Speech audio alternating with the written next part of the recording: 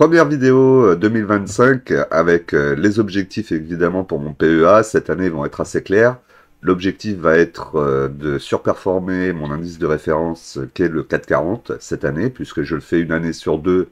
Je l'ai surperformé l'année dernière, donc cette année on va essayer de tenir aussi une surperformance. Et évidemment continuer à accroître mes dividendes et construire mes lignes dans l'année qui arrive. Allez, on y va tout de suite, c'est parti!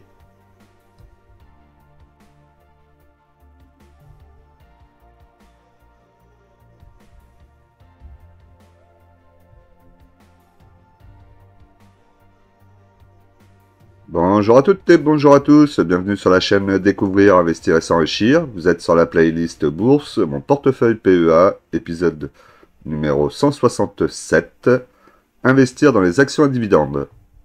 Pour cela, nous utiliserons le courtier en ligne Bourse Direct et l'enveloppe fiscale PEA. Mais comme d'habitude, je vous rappelle que l'investissement en bourse peut provoquer une perte partielle ou totale de votre capital.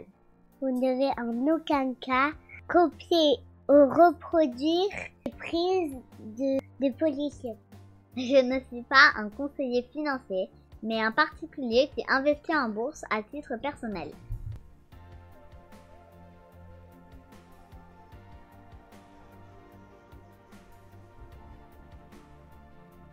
Alors, au niveau de la performance du 440 depuis le début de l'année 2025, donc le 440 est en performance positive de plus 0,68% à 7431,04 points.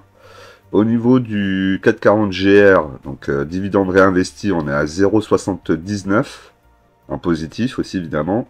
Et sur le SBF 120, on est à plus 0,49. Donc là, on a les trois indices dans le positif. C'est plutôt une bonne nouvelle pour ce début d'année.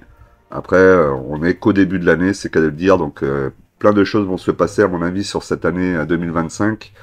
Même, je dirais plus que entre 2025 et 2027, tant qu'on n'aura pas un nouveau président, vous devez vous en douter, on risque d'avoir beaucoup de volatilité. Donc, il y aura des opportunités d'achat et ça sera peut-être intéressant pour nous qui sommes sur du long terme. Après, j'ai pas de boule de cristal pour pouvoir dire exactement ce qui va se passer. Hein. C'est trop difficile à prédire. Quoi qu'il en soit, au niveau du graphique, on a donc un 440 qui est entre la moyenne mobile 20 périodes à 7526,59 et la moyenne mobile 50 périodes à 6926,32. Donc on est plutôt en situation de hausse à essayer de travailler la moyenne mobile 20 périodes. Est-ce qu'on va réussir à la percer? Ça, je ne sais pas. Comme je vous le dis là en ce moment, on va avoir élection de Trump le 20 janvier, donc ça pourrait aussi poser problème s'il met tout ce qu'il a dit en place. Après bon, entre les paroles et les actes, on sait bien qu'il y a souvent un trou béant, donc on verra si ça va être le cas cette fois-là. On a aussi le 16 janvier, si je me rappelle bien que je dis pas de bêtises, une sanction de censure qui va être mise contre le gouvernement actuel par LFI. Donc je ne sais pas si ça sera suivi aussi par d'autres partis, et auquel cas on va perdre encore notre nouveau Premier ministre. Donc voilà, donc beaucoup de choses qui peuvent se passer déjà sur le début 2025, et je pense que ça va aller sur toute l'année 2025-2026, on peut s'attendre à beaucoup de volatilité. Au niveau de la variation hebdomadaire du 440, donc on a plus 2,04%, ce qui n'est pas si mal que ça, avec Hermès à plus 5,81, LVMH à plus 5,51 et Thales à plus 5,45. Là, ce qui est plutôt pas mal, c'est de voir que les actions du luxe commencent à reprendre un petit peu de couleur. Tant mieux. Après, on n'est pas encore sorti de la situation compliquée qu'actuellement le luxe subit. Hein. À mon avis, c'est pas encore fini. Mais en tout cas, c'est du positif. Au niveau des baisses, on a donc Google à Bouygues, pardon, à moins 1,04%, Michelin à moins 1,21%, L'Oréal à moins 1,39%, sinon Eurostock 600 plus 0,65%, donc on voit que le 440 surperforme largement. Le SP500 moins 1,94%, le Nikkei moins 1,66%, le gold plus 1,85, le pétrole plus 3,50 et la paire euro-dollar moins 0,59%. Alors comme d'habitude, on va regarder le portefeuille de la plus grosse valorisation à la plus petite. Donc la plus grosse valorisation du portefeuille est en Euronext. Alors Euronext avec des marges nettes plutôt confortables, au-delà des 35%. Marge d'exploitation qui est au-dessus des 55%, un dossier plutôt très intéressant avec un chiffre d'affaires qui augmente, une dette qui baisse, un dividende qui est au-delà des 4%, donc c'est plutôt pas mal. Actuellement j'ai 30 actions sur Euronext, j'ai un PRU à 77,01, plus-value latente de 39,32%. Au niveau du dividende, l'année dernière c'était 2,48 €, plus 12%, on va voir cette année ce qu'ils vont nous proposer. Je pense que ça devrait être encore en augmentation, ils ont la capacité de le faire en tout cas. Au niveau du graphique, on voit que c'est en belle montée, on a que des bougies en montée quasiment, donc c'est très propre depuis plus d'une année. On a une moyenne mobile 20 périodes qui commence à bien s'écarter de la moyenne mobile 50 périodes, donc moyenne mobile 20 périodes à 84,44, moyenne mobile 50 périodes à 78,87. Là l'action est à 107,30 €. Franchement, c'est plutôt pas mal. Donc là, on pourrait s'attendre éventuellement à aller tester la résistance en pointillé rouge, ce qui voudrait dire on va faire des plus hauts de plus en plus hauts et pourquoi pas aller chercher les 120 €. Score. Au niveau de score, j'ai des petits doutes liés à ce qui se passe actuellement à Los Angeles. Je cherche mes mots, pardon.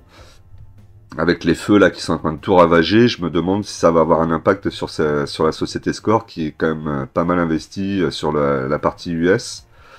Donc j'attends de voir un petit peu, il pourrait y avoir des retracements un petit peu plus violents là dans les jours qui viennent.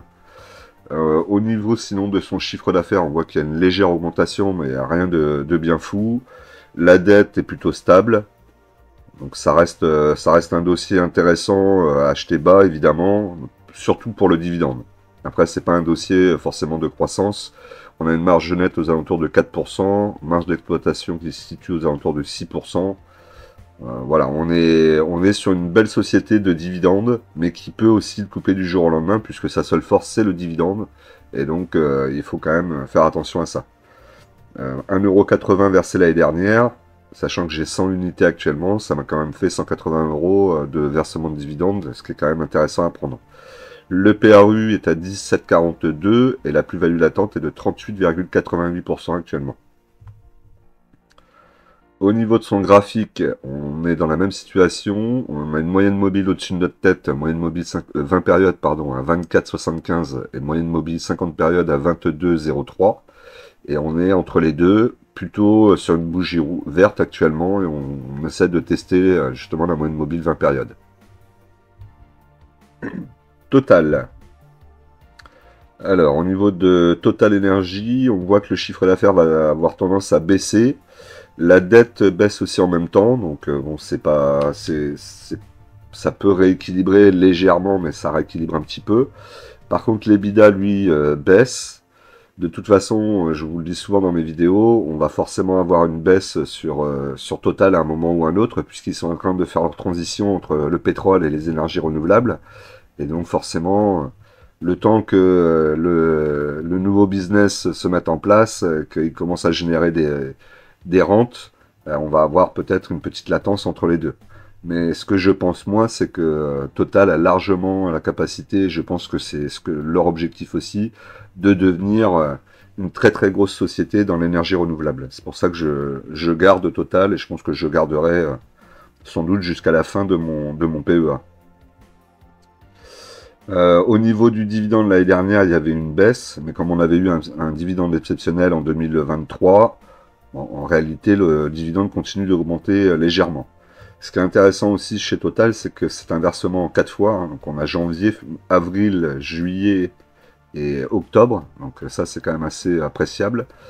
À l'heure actuelle, j'ai 40 actions en portefeuille, j'ai un PRU à 40,26 €, la plus-value latente est de 37,20%. Et je la possède depuis 2020, donc c'est vraiment l'une des actions les plus anciennes de mon portefeuille. Alors j'ai renforcé un petit peu dernièrement, hein. La situation, toujours la même. On a donc la bougie verte qui est au milieu de la moyenne mobile 20 périodes à 57,50 et on a la moyenne mobile 50 périodes qui est dessous à 47,18. Actuellement, nous, on est à 55,25. On se cherche un petit peu. On va les tester, je pense, la moyenne mobile 20 périodes. Est-ce qu'on va retracer jusqu'à la moyenne mobile 50 périodes? Bah, ça va dépendre peut-être de ce qui va se passer au niveau politique. Après, on a aussi des discussions qui semblent vouloir s'accélérer entre la Russie et l'Ukraine. Donc ça pourrait aussi avoir un effet bénéfique sur une relance un peu de l'activité du CAC 40. GTT. Donc, GTT reste un très bon dossier. Je regrette juste de l'avoir un petit peu acheté un peu cher, mais bon, ça reste quand même une très belle valeur. Vous voyez hein, d'ailleurs que les chiffres d'affaires sont quand même assez explosifs hein, jusqu'en 2026. La dette est inexistante, on a une trésorerie qui augmente autant que le chiffre d'affaires. L'EBITDA aussi augmente quand même significativement. Donc c'est un très très bon dossier. Pour le moment, il n'y a rien à redire. Le PER 2025 est de 12,7 fois les bénéfices, ce qui est quand même tout à fait raisonnable pour ce genre de dossier. Le rendement de 6,34% avec une marge nette au-delà des 45%. Bon, c'est un top dossier, mais il ne faut pas non plus s'enflammer, essayer d'acheter quand même assez bas. Vous voyez que là, mon PRU est à 126,14. Je trouve qu'il est un petit peu élevé. J'aurais préféré en dessous des 120, voire en dessous des 100. Bon, bah, c'est pas grave, j'ai quand même fait ma ligne. Je prends ce risque. J'espère que je le paierai pas cash d'ici quelques temps. Au niveau des quantités, j'en ai 15. Le dividende l'année dernière était de 4,36 €, plus 41% par rapport à 2023. Donc c'est plutôt pas mal. Qu'est-ce qu'on peut voir d'autre? Que ma plus-value latente est de plus de 10%. Au niveau du graphique, vous voyez qu'elle a passé la bougie, elle est au milieu en fait, elle a traversé la résistance. Et là actuellement, ce qu'on a besoin, c'est d'attendre la fin du mois pour voir si la prochaine bougie sera au-dessus de la résistance qui deviendra support.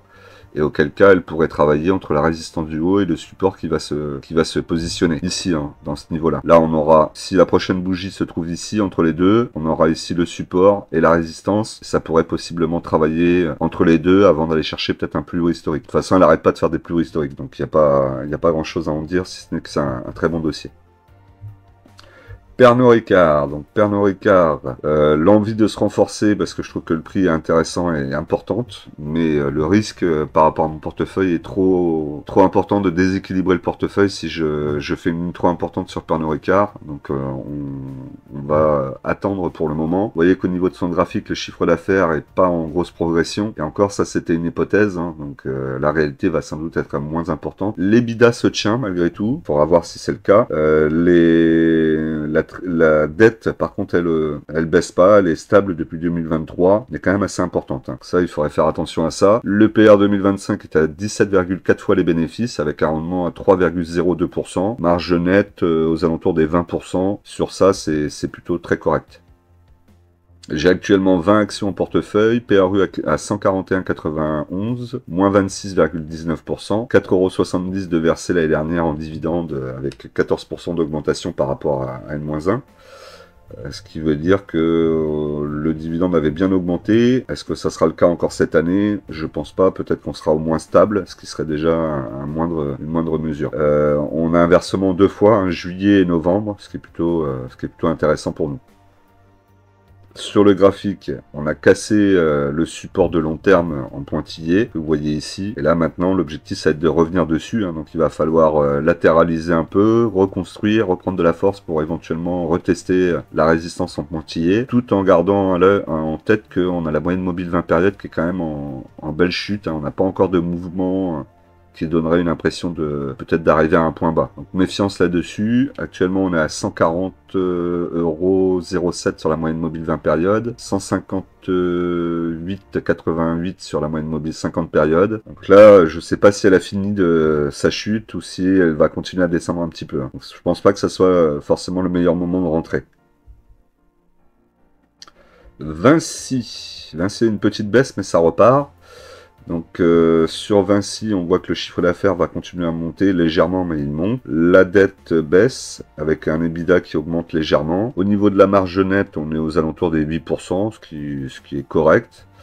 On est sur les autoroutes, donc là on sait que l'État va chercher pas mal d'argent à droite à gauche. Donc est-ce qu'ils vont rechanger les concessions et demander des modifications à Vinci et aux autres partenaires qui gèrent les autoroutes? Je ne sais pas, on verra ça dans quelques temps. Après, n'oubliez pas que même dans tous les cas, si l'État devait rediscuter, renégocier les temps d'utilisation des autoroutes pour ces sociétés, ça serait de toute façon bénéfique pour Vinci, puisque je pense que eux, derrière, ils demanderaient forcément avoir un avantage. Donc je m'inquiète pas trop forcément sur cette société, qui en plus investit énormément à l'étranger, dans les parkings d'aéroports, sur certaines autoroutes aussi dans d'autres pays. Donc vraiment, ils sont en train de bien diversifier leur business. Et, je pense qu'ils ont bien compris qu'en France, de toute façon, ils auront toujours cette épée Damoclès sur la tête, avec à chaque fois, il faut récupérer, il faut reprivatiser les autoroutes. Cette rengaine qu'on entend quasiment tous les 2 ans. Donc bon, il vaut mieux pour eux, à mon avis, qu'ils réfléchissent et qu'ils essayent d'élargir un peu leur business sur d'autres pays. Et je pense que c'est ce qu'ils font actuellement. Au niveau du graphique, on est entre la moyenne mobile 20 périodes et 50 périodes. Donc la moyenne mobile 20 périodes à 104,68, moyenne mobile 50 périodes à 72,21. Nous on est à 99,06 actuellement. Bloqué un petit peu par une résistance. Vous voyez en rouge là. Et en même temps qu'il y a la résistance, on a aussi la moyenne mobile 20 périodes. Donc il va falloir un petit peu de force pour aller casser ça, sinon on pourrait revenir sur le support qui est lui accompagné de la moyenne mobile 50 périodes à 92,21, ce qui peut être aussi intéressant de se repositionner sur ces prix là. Peut-être que moi je reprendrai si j'ai un peu de liquidité là-dessus. LVMH. Donc sur LVMH, on a un chiffre d'affaires qui continue à monter d'année en année, donc ça c'est plutôt pas mal. La dette diminue, c'est les barres bleues que vous voyez, et l'EBITDA augmente. Après, on sait que là, les choses vont changer avec les tensions entre la Chine et la France, et l'Europe même, et les États-Unis maintenant. Donc, est-ce que ça va avoir un impact sur leur chiffre d'affaires? Forcément que oui. Après, il reste plus qu'à savoir quel va être vraiment l'impact. Au niveau des marges nettes, on est au-dessus des 20%, donc c'est très correct, plus que correct même. J'ai 3 actions actuellement, j'ai un PRU à 651,51. On est à moins 1% de mon PRU. Le dividende de l'année dernière était de 13 €, plus 8%. Je pense que cette année, s'ils le maintiennent, ça sera déjà bien. On n'aura sans doute pas d'augmentation de dividende. Et ils le versent en 2 fois, avril et décembre.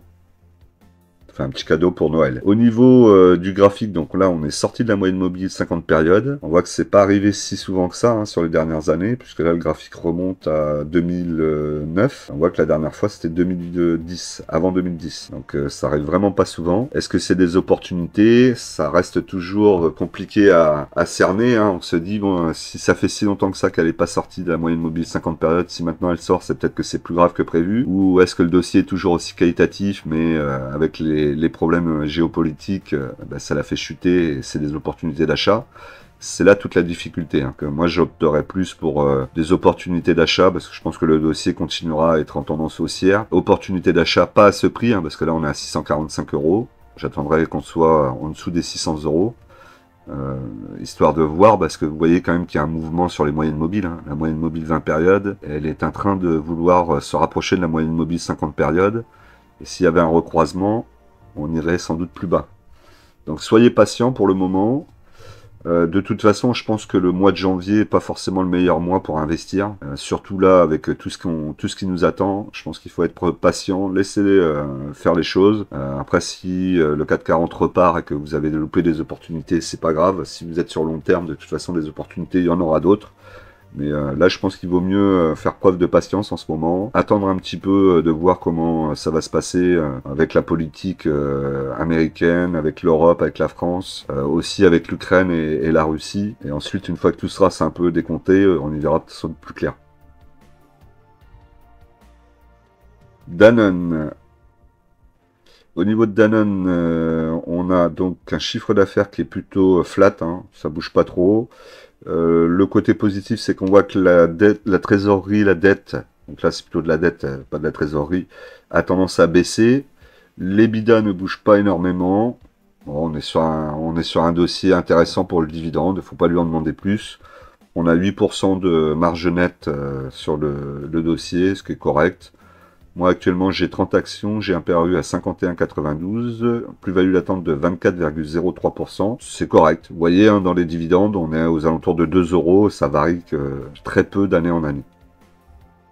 Sur le graphique, on avait passé un support en pointillé vert, là on est repassé dessous, donc ça risque de redevenir une résistance. Bon, pour le moment, de toute façon, ça latéralise, et généralement quand ça latéralise comme ça, c'est que ça cherche un peu de force pour aller ou plus bas ou plus haut. On pourrait s'attendre à ce que ça aille plus haut, parce que tout simplement, on voit les moyennes mobiles, hein, moyenne mobile 20 périodes à 58,64 et moyenne mobile 50 périodes à 53,52, elles sont plutôt bien orientées. Donc est-ce que ça va l'aider à continuer à pousser ou est-ce qu'au contraire on va revenir se reposer sur la moyenne mobile 20 périodes? Je ne sais pas, mais bon, la tendance reste quand même positive sur long terme. Et comme je vous ai dit, c'est vraiment un dossier de dividendes encore un peu plus safe que Score. On est vraiment sur un dossier très peu volatile, avec peu de mouvements, il se passe pas grand chose, il y a peu d'actualité. C'est vraiment le fonds de portefeuille intéressant pour le dividende. Après, peut-être que dans les années à venir, ça va changer, hein, puisqu'on voit que certains de ses concurrents sont en difficulté actuellement. Air Liquide. Donc sur Air Liquide, j'ai maintenant mes 10 actions au nominatif. Vous allez voir ça à la fin, hein, restez bien jusqu'au bout. On va continuer à en acheter. Ça va permettre de voir un petit peu la différence entre les actions qui sont au nominatif et ceux qui ne le sont pas. Je pense que j'aurai 2 lignes après sur Bourse Direct, on le verra. Qu'est-ce que je voulais vous dire? Au niveau du chiffre d'affaires, on voit que ça augmente un petit peu en 2025. C'est pas violent, mais ça augmente. L'EBITDA augmente légèrement. La dette baisse aussi légèrement. C'est plutôt propre, hein. C'est un très bon dossier. Marge nette aux alentours de 12%. Actuellement, donc j'ai mes 10 actions au nominatif. J'ai un PRU à 154,11, plus-value latente de 2,53%. L'année dernière, on a eu 3,20 € par action, donc plutôt bien. Vous voyez que le dividende augmente d'année en année, petit peu par petit peu, mais il augmente. Donc moi, j'en demande pas forcément plus. Et avec en plus le nominatif, je vais avoir des avantages dans 2 ans, plutôt intéressant. Sur le graphique, on est passé sous la moyenne mobile 20 périodes, qui est à 158,61. On a la moyenne mobile 50 périodes à 133,97. Pour le moment, on semble pas vouloir descendre plus bas, hein. Ça bloque sur la résistance. Peut-être qu'on pourrait venir chercher le petit support en pointillé vert là. Mais je pense pas qu'on irait forcément beaucoup plus bas. À moins que ça soit général et que l'ensemble du CAC 40 baisse. Mais sinon, on a toujours notre tendance haussière. Il faut attendre les retracements. Là, c'est vraiment des opportunités à chaque fois qu'il y a des retracements sur Air Liquide. En dessous des 140, il faut quand même se donner un petit peu de challenge. 140, et évidemment, retour moyenne mobile 20 périodes, ça serait encore mieux. Voire avec une mèche, là, on serait au top. Voilà, comme d'habitude, c'est le moment de vous abonner, de liker, de mettre vos commentaires. N'hésitez pas à partager aussi la vidéo, hein. Plus vous interagissez avec la vidéo et plus l'algorithme mettra ma vidéo en avant. Donc sur ça, j'ai besoin de vous. Ça, c'est ma nouvelle chaîne. Donc vous savez que j'ai créé une nouvelle chaîne. Donc si ça vous intéresse, n'hésitez pas à aller la voir. Il y a déjà pas mal de vidéos qui sont mises dessus. N'hésitez pas à vous abonner aussi. Alors ça s'adresse un petit peu plus aux débutants. Et d'ailleurs, pour les débutants qui regarderaient la vidéo et qui souhaitent se lancer en bourse, n'hésitez pas à télécharger mon lien dans la description. Ça, c'est la dernière vidéo que j'ai faite sur la nouvelle chaîne. Et je pense que même pour vous, pour une majorité, on va dire, de mon audience sur cette chaîne principale, qui avait déjà un portefeuille depuis un petit moment, n'hésitez pas à aller voir cette vidéo sur la règle des 50-30-20, qui est quand même assez intéressant à connaître. D'ailleurs, peut-être que parmi vous, il y en a qui l'utilisent déjà, donc mettez-moi un petit commentaire si c'est le cas. Allez, on y retourne.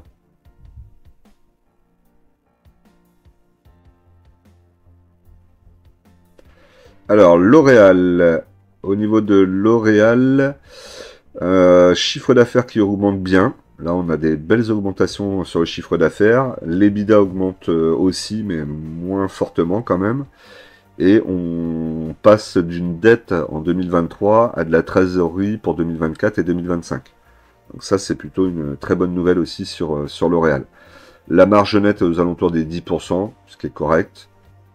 Actuellement, j'ai 10 actions L'Oréal, j'ai un PRU à 366,14, moins value latente de 10,58%. Là, je réfléchis à éventuellement reprendre. Au niveau du dividende de l'année dernière, 6,66 € par action, plus 10%. On voit que le dividende peut augmenter, mais il n'est pas forcément stable, donc il est fort possible que l'année prochaine, il soit à la baisse. En tout cas, pour cette année 2025, il baisse. Je ne serais pas surpris d'ailleurs.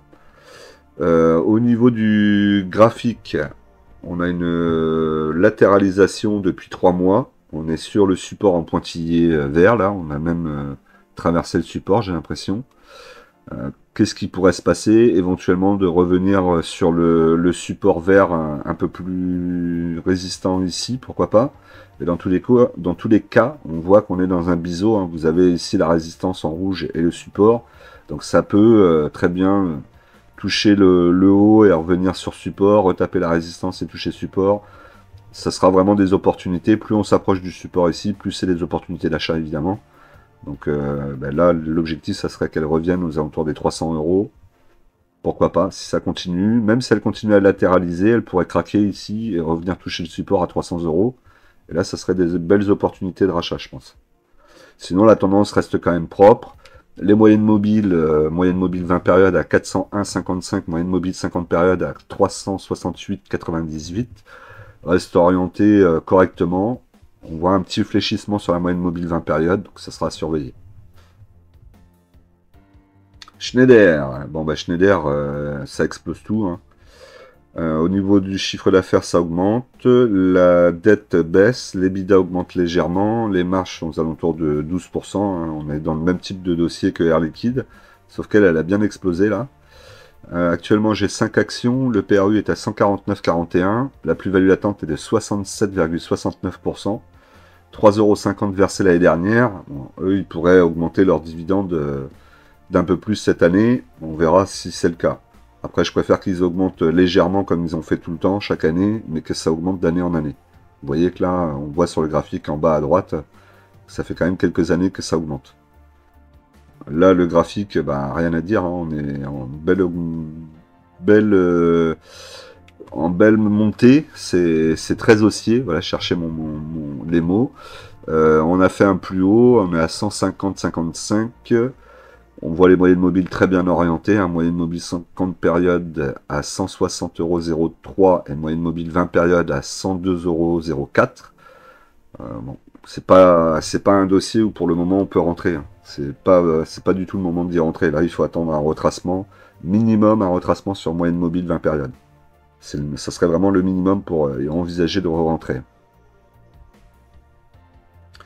Nexity, donc Nexity, on a la patronne de Nexity qui nous a dit que l'immobilier va être compliqué encore pour elle encore jusqu'en 2026. Donc c'est pas pour me rassurer, hein. J'espère que ça va quand même aller un petit peu mieux au niveau de Nexity. Sur le chiffre d'affaires, il y a une légère augmentation, mais c'est très faible. La dette, on aimerait bien la voir disparaître, hein, là, avec tout le travail qu'ils ont fait. Bon, pour le moment, elle est toujours là.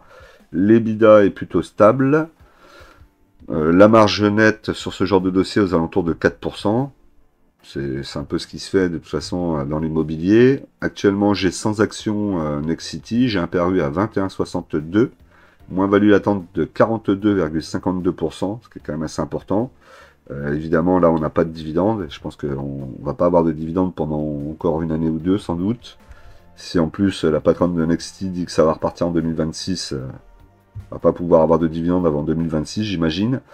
Après, le dividende m'intéresse que très peu pour le moment. Moi, ce que je souhaiterais, c'est un retour à la moyenne mobile 50 périodes, qui se trouve à 21,52 € pour pouvoir sortir du dossier.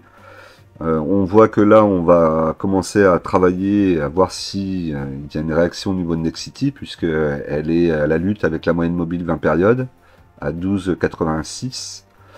Il va falloir casser cette moyenne mobile 20 périodes, casser la résistance aussi en rouge qui est juste au-dessus, et ensuite seulement on pourra commencer à espérer peut-être pas un retour positif, mais une tendance un petit peu plus positive sur le dossier Nexity. Parce que pour le moment, en plus, les actionnaires sont sûrement pas intéressés par ce genre de dossier. Donc ça va pas l'aider non plus à repartir. Rubis. Sur Rubis, on a un chiffre d'affaires qui est légèrement en baisse. Au niveau de la dette, il y a de la dette, hein, mais elle est plutôt stable. L'EBITDA est plutôt stable aussi, donc ça c'est plutôt une bonne nouvelle. La marge nette aux alentours des 5%, 5-6%, c'est correct. Là, ce qui m'inquiète un petit peu plus, et encore c'est une façon de parler parce que je reste quand même confiant sur le dossier, c'est que je vous avais parlé de la société Panosol qui a été racheté par Rubis, qui est une société qui installe des panneaux solaires chez les agriculteurs au-dessus des moutons ou ce genre de choses. Et donc plutôt très intelligent et plutôt très intéressant, puisque là on pourrait faire de l'énergie renouvelable et en plus allié avec l'agriculture, donc plutôt top. Bah, il semble qu'il y ait des régions là qui sont déjà en train de vouloir interdire les mises en place de ce genre d'installation. Donc là, ça ne peut rien comprendre. Hein. C'est qu'on cherche à avoir de l'énergie renouvelable et aller vers l'écologie. Et lorsqu'on nous propose des solutions qui peuvent allier les deux et qui semblent plutôt intéressantes, bah on va refuser de les installer. Donc attention, on va quand même surveiller ça. Hein. Ça serait quand même problématique si on devait avoir sur l'ensemble du territoire des interdictions ou des restrictions encore plus fortes qu'elles ne sont déjà aujourd'hui. Donc on garde ça en tête. Sinon, au niveau du dividende, on sait que le dividende est en augmentation d'année en année. Hein. Rubis, c'est sa force. Au niveau de sa tendance, on est en légère tendance haussière de toute façon. On a un support qui est assez solide et qui est en tendance haussière. Là, on se cherche. Hein. Vous voyez, les deux moyennes mobiles, 20 périodes et 50 périodes, sont quasiment au même niveau, aux alentours des 23 €. Donc, pour le moment, on n'achète pas, on attend. Et on va voir ce qui va se passer. Si ça rechute, bah à ce moment-là, aux alentours des 20 €, je serais preneur d'en reprendre quelques-unes. On a quelques gros actionnaires aussi qui sont rentrés au capital. Donc ça pourrait booster la société, voire peut-être l'amener vers d'autres business qu'elle connaît moins. Kering, ma Kering, qui me fait pas mal de mal et que j'aimerais bien aussi pouvoir sortir. Est-ce que ça sera son année ? Je suis peu confiant. Je vais lui laisser quand même 2 ou 3 ans, je pense. On va être indulgent. Au niveau de Kering, pour le moment, le chiffre d'affaires est annoncé en hausse. De toute façon, je pense qu'ils sont arrivés à un plus bas. Là, maintenant, il faut vraiment qu'ils réagissent. Donc, j'espère que 2025 va être déjà un début de mouvement positif sur Kering. Au niveau de la dette, on voit qu'elle a tendance à baisser et les bidas à augmenter. Ils ont pris un nouveau styliste pour s'occuper de Gucci. Donc espérons qu'ils arrivent à relancer Gucci et qu'ils arrivent aussi à diversifier leur portefeuille. Hein. C'est un peu les objectifs pour Kering cette année. Au niveau des quantités, j'en ai 5.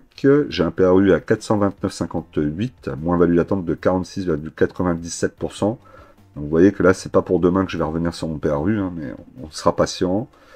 Le dividende, je crois, va baisser légèrement cette année. Ça me gêne pas, tant que le dividende est tenu et que Kering fait un peu essaye de faire ce qu'il faut pour revenir dans la course au niveau des sociétés du luxe. Parce que franchement, aujourd'hui, dire Kering c'est du luxe, c'est un peu difficile à entendre. Même s'ils ont les marques, ils n'agissent pas comme une société du luxe.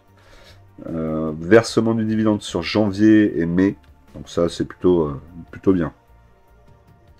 Janvier d'ailleurs, j'ai pas souvenir d'avoir du janvier là. Mais en tout cas là c'est ce qu'il marque sur Zone Bourse. Au niveau du graphique, on est très proche d'un support en pointillé.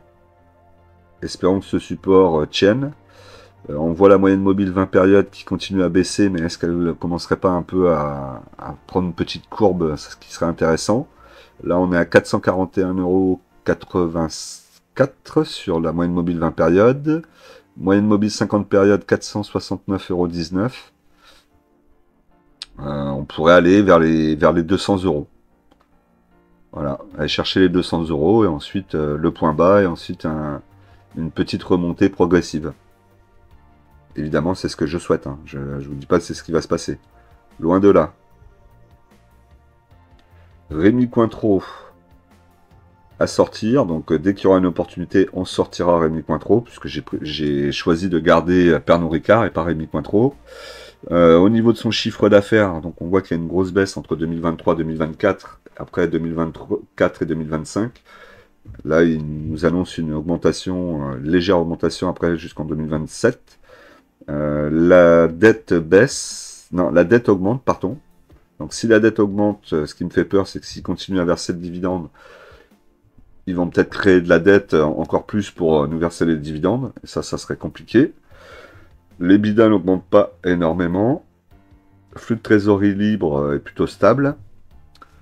Le PER, alors le PER 2025 est de 17,8 fois les bénéfices et le rendement est de 3,29%. Ça, il faudra quand même le surveiller. Marge nette aux alentours des 16%. Au niveau des quantités, j'en ai 20. Un PRU à 82,31. Moins-value latente de 32,94%. Vous voyez qu'il y a eu souvent des dividendes exceptionnels. Donc ça a dû faire plaisir aux actionnaires à l'époque. Là, je pense qu'on va pas en voir tout de suite des dividendes exceptionnels. Et versement du dividende est au mois d'octobre. Sur le graphique, vous voyez le support. Et là, ça le suit, ça baisse.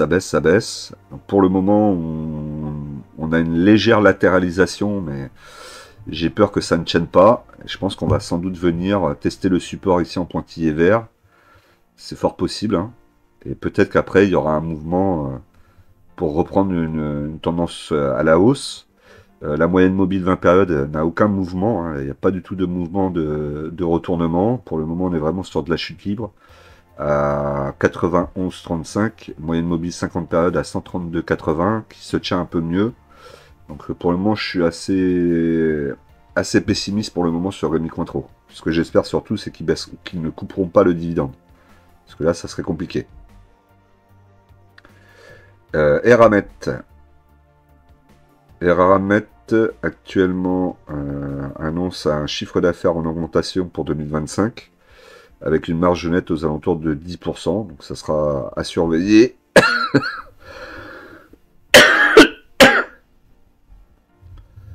Au niveau des ramètres, j'ai 20 actions, j'ai un PRU à 58,87, moins-value latente de 7,68%.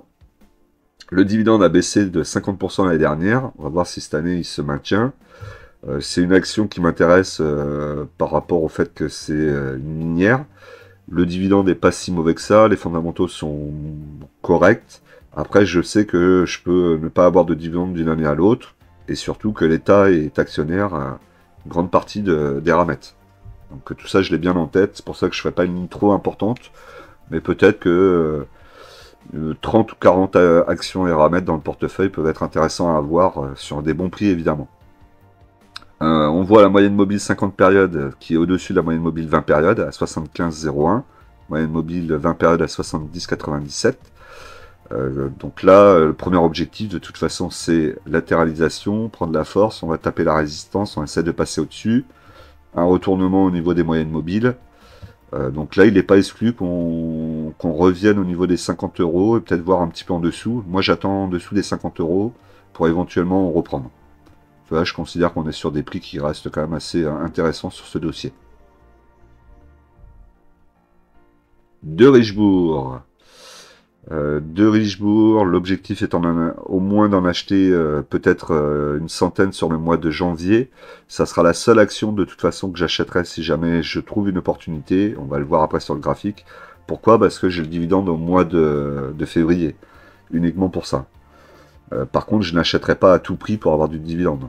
On va quand même garder des prix raisonnables pour entrer en position et renforcer la ligne. Sinon, je ne le ferai pas.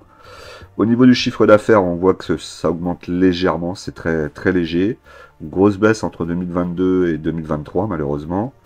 La dette baisse légèrement. L'EBITDA est stable. Bon, on est sur un dossier intéressant pour le dividende. On a aussi un avantage concurrentiel quand même, puisque leur business, il faut pouvoir s'implanter. Aujourd'hui, De Richebourg est quand même très bien implanté.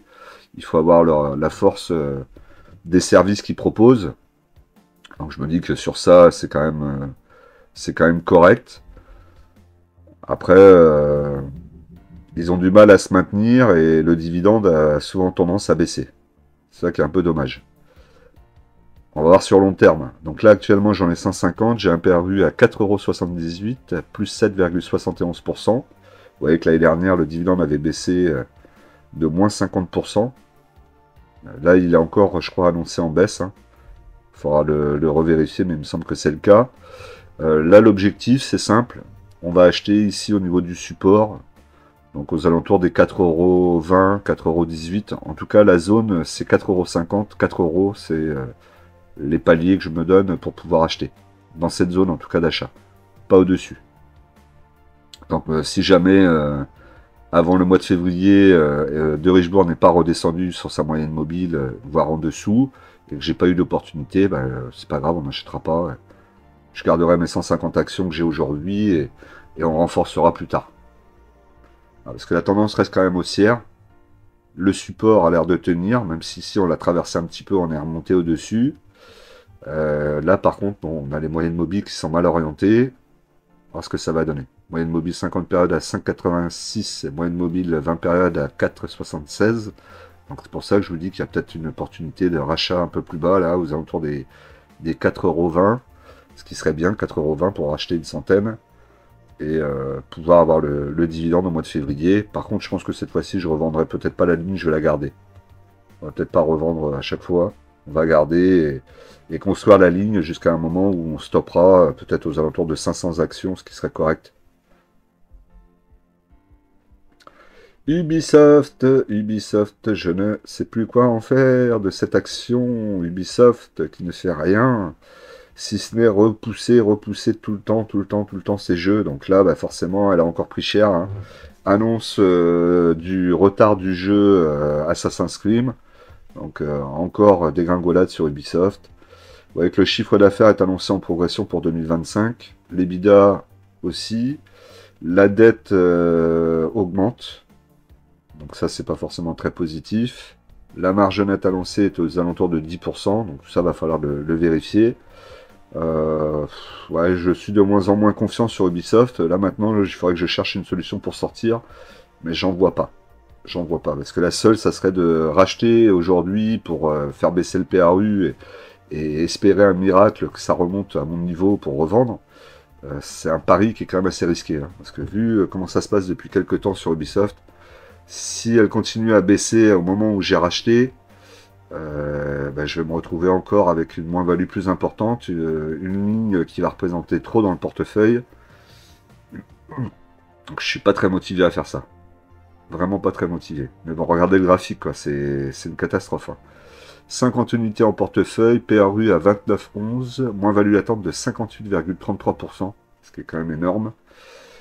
Ouais. Voilà. Donc, est-ce que le point bas est à 10 €? On pourra les croire là quand on regarde le graphique.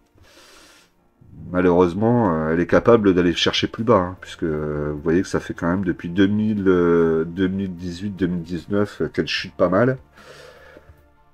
Donc là, vraiment, j'ai peu de confiance en elle, peu de confiance dans le management surtout, et ce qui fait que là, ça devient difficile de pouvoir rentrer sur le dossier.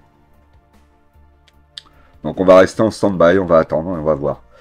J'espérais peut-être un rachat de Tencent, mais bon, Tencent aussi, visiblement, est un peu en souffrance. Tencent, en plus, est rentré dans la liste rouge des sociétés aux États-Unis, apparemment. Alors, je ne sais pas exactement pour quelle raison, mais il doit se passer quelque chose de pas très positif là-dessus. Donc ça va pas aider non plus Tencent, que je regarde pas trop forcément l'action, mais je pense qu'elle a dû chuter aussi. Et donc ça va pas les aider à avoir ce qu'il faut pour racheter Ubisoft. Donc je ne sais pas où on va aller sur Ubisoft, mais je pense qu'on va la garder longtemps en portefeuille, en espérant s'il devait y avoir un rachat d'actions ou rachat de la société, qu'elle soit au-dessus de mon prix. Mais mon prix c'est 30 €, vous imaginez? Je serais quasiment au niveau de la moyenne mobile 50 périodes. J'y crois vraiment pas.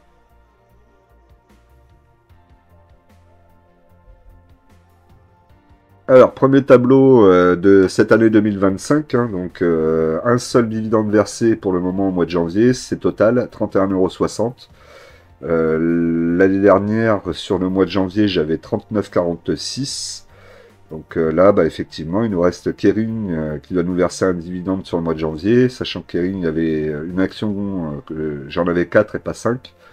Donc je crois que j'avais touché un truc comme 18 €. Donc le mois de janvier devrait être positif et je devrais toucher plus que l'année dernière. Après, sur le mois de février, vous voyez, 56 € touchés par de Richebourg. Bon, forcément, je pense que cette année, je n'arriverai pas à les toucher puisque c'était avec 350 actions. Là, j'en ai que 150 et en plus, le dividende était plus élevé. Donc ça va être compliqué d'aller chercher les 50 € sur le mois de février. Bon, en tout cas, ça se met petit à petit progressivement en place. Objectif de cette année 2025, de toute façon, c'est battre mes dividendes de l'année dernière qui étaient de 4,08%. Ce qui est un rendement plutôt intéressant quand même. J'ai augmenté par rapport à N-1 qui était aux alentours de 3,60.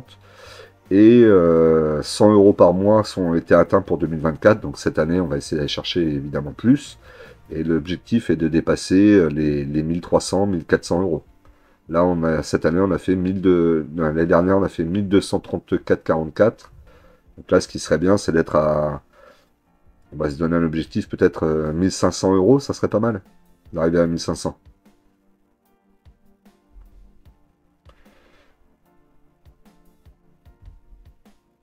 Alors, au niveau du portefeuille, donc là, le portefeuille affiche 30 231,65 €, moins 1,69% sur la journée de vendredi. Donc, j'ai sous-performé le CAC 40 sur la journée de vendredi.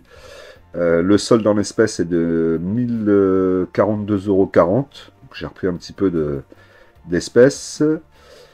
Disponible sur le compte 610,40 €, puisqu'il y a des ordres qui ont été positionnés sur Sanofi. Je vous l'avais dit, 5 actions à l'achat sur Sanofi à 86,40 €. L'ordre est mis pour l'année. On va voir s'il sera pris. Pour le moment, Sanofi est bien reparti, donc on laisse partir, on verra. La plus-value, moins-value latente, donc là en l'occurrence c'est une moins-value latente sur le portefeuille est de 760,77 €. Au niveau du portefeuille, pas grand chose à en dire. Vous voyez tout ce que mon portefeuille. Si, alors ce que je voulais vous dire, c'est Air Liquide ici. Vous voyez que maintenant ça apparaît en Air Liquide PF24. Ça c'est la nouvelle ligne. Par contre là ici j'ai pas d'affichage, on est à 0. Et là ici j'ai bien la plus-value et le gain généré. Donc j'imagine que la prochaine action Air Liquide que je vais acheter, il y aura une nouvelle ligne Air Liquide qui va se positionner, différente de celle PF27. Voilà, et là PF27, ça veut bien dire que je suis au nominatif. Au niveau donc du tableau récapitulatif, donc 31 231,65, ce qui fait que je suis en moins-value latente pour le moment de moins 0,10%. Malheureusement, la journée de vendredi a fait un petit peu mal. J'étais bien parti, là. Jeudi, j'étais pas mal. Malheureusement pour moi, ça a chuté. Au niveau du 440, donc lui, il est à plus 0,68%. Donc là, pour le moment, je le sous-performe. Vous voyez ce que je vous disais, d'une année à l'autre, je fais mieux que le 440. Et l'année d'après, je fais moins bien. À chaque fois, c'est quasiment ce qui s'est passé là depuis 5 ans. Donc sur cette 6e année, vraiment mon objectif ça va être de faire mieux que le 440 et de revenir aussi sur mon objectif de volume, d'objectif valeur sur le portefeuille de 39 447 €. Là on est quand même assez loin.